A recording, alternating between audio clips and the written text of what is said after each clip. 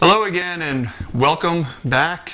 Today we're going to take a quick look at a few variants of the farm boy Luke Skywalker by Kenner. This was, as we talked in the previous episode, one of the first releases, and since that initial release there's been just a ton of variations on this one simple figure, and here in front is just a small handful of what is out there. These are the only ones I have. I'm not one that goes crazy on all of the farm boy variations, but this guy does. And I'm obsessed with the variations, man. Yeah. So, well, why don't we take a look at what we have here, kind of go over some of them. Okay. Well, we'll start off with this. This is the carded version of Luke Skywalker in the first series released by Kenner, which is referred to as the first 12. And this was a 12-back B card, I believe. And if you look at the back of the card, you can see slight differences within the release. One major difference that makes it noticeable is the little tip they drew on the lightsaber right there. That was not on the very first cards, but started appearing on the second release because they had stopped manufacturing the double telescoping version. And this being that second version, it does not have the double telescoping saber, but the solid saber, which is still just really cool to have this figure in my hands right now. It's awesome. But most of the Lukes that were first released had the blonde hair or lemon hair. Like, there was some slight shades of yellow that they used, which are variants, and they had different shades of pants. Pant colors were different, and later on they moved into darker hair, brown, orange, light brown and dark brown. There's a couple different shades of blonde and brown within the variants, and then they have different countries of origin, which means the figures were manufactured in a different country. These appear to be all Hong Kong releases. There are some variants that have no country of origin. There'll just be a scar on the back of the leg, or the leg will be bare, and it'll still have the Lucasfilm logo. But the lightsabers also had their own variants. Like, this is the double telescoping version. This is a really well-made reproduction, which was made by a company called Revalve. And you can see how it functions. It has two pieces. The inner saber goes in, and then the larger outer saber goes out. And the instructions on the back say to grab it and pull it like this, and then continue pulling until it fully extends on the arm.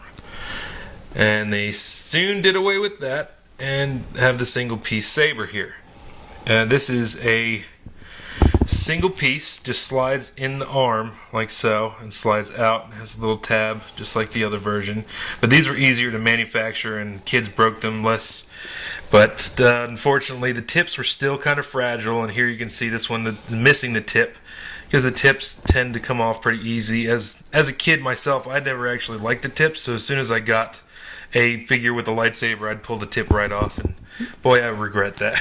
I remember all of mine as a kid, all my Lukes, my Vaders, and my Obi-Wans. I remember all of the tips breaking off. Yep, they just break if you didn't. I mean, I pulled them off, but there's a slight variation in the actual shape of the saber. Like, you can see this has the squared off end, and this one has, I'm sorry, that's the double telescoping. This is got more of a rounded tip to the saber there. And there was slightly different thicknesses of the tips. There was thin tips, thick tips. There were some that were called transition sabers. There was one that Kenner released soon after the double telescoping, which was made of a translucent yellow plastic, which is almost see-through, which is kind of harder to find, and it's really neat looking. But, I mean, you could see slight color variance between the yellow dye they used to make the sabers, and it was really neat, all the variations that Kenner came up with. I don't think it was really intentional. I think maybe the brown and blonde hair was intentional, but the different paints from different factories, it just kind of ended up making a bunch of different variants. And even the pants, I said, the belts had different colors, the eyes had different colors, different shapes.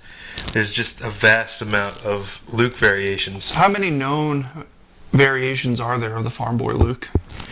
Yes, it's a hard number that I'd have to calculate, but How many are in your collection? how many in my collection? I've got at least a dozen that I can think of right now. So this one's my favorite out of all of my Farm Boy Lukes, because this one right here is my real deal double telescoping saber, or this one here's the repro.